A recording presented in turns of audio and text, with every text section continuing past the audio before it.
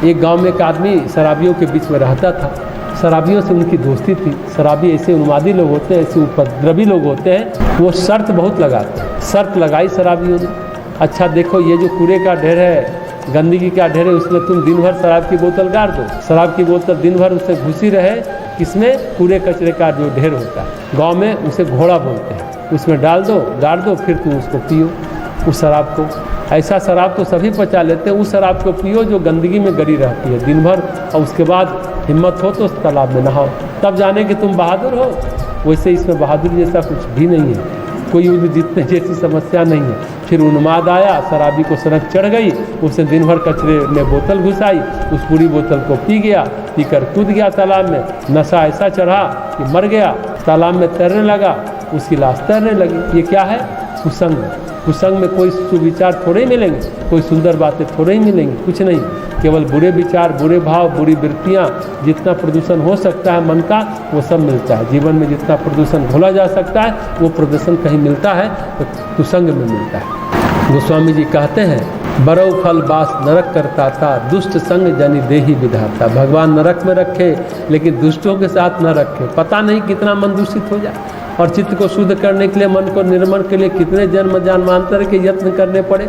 संत कृपा राम कृपा के बिना नहीं होती, और राम कृपा संत कृपा के बिना नहीं होती। ये घाट है, ये भक्ति के घाट है। तुलसीदास जी जिन घाटों की चर्चा करते हैं वो घाट भक्ति के घाट हैं। भक्ति में प्रवेश वहाँ होता है। सत्संग पारस की तरह है, जीवन बदल देता है, जन्म धन्य हो जाता है, जीवन धन्य हो जाता है, कुल धन्य हो जाता है। चित्त शुद्धि की प्रक्रिया का, चित्त शुद्धि के लिए सबसे महत्वपूर्ण साधना, सबसे महत्वपूर्ण योग है सत्संग।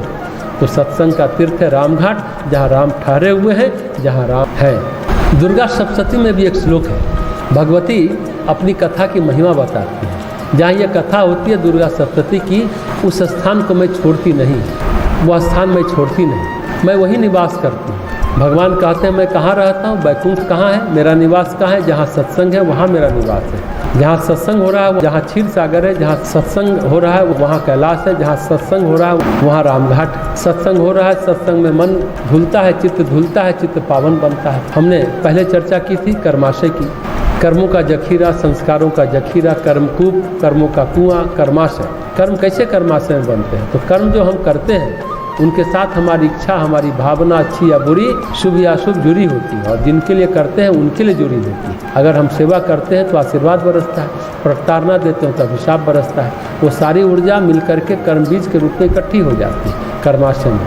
फिर कालक्रम में उसका परिपाक होता है, और परिपाक हो गया तो शुभ और अशुभ घटनाएं घटने लगती हैं हमारे जीवन में।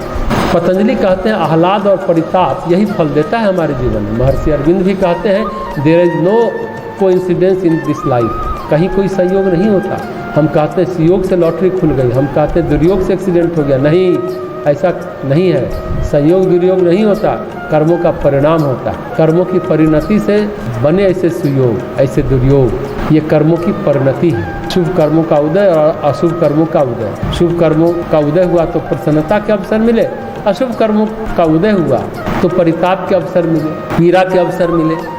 शुभ अवसर आते हैं तो हम बड़े निश्चिंत हो जाते हैं, बड़ा आनंद होता है, लेकिन जब दुख के अवसर आते हैं तो पीड़ा से भर जाते हैं। कर्माशय से कर्म भरना एक प्राकृतिक घटना है। आम के पेड़ में, वृक्ष में आम लगे हैं, पकते जाएंगे, गिरते जाएंगे। जिसका विपाक होगा, जिसका परिपाक हो गया कर्माशय में, वो उभर करके प्रारब्ध बन करके सामने आ जाएगा।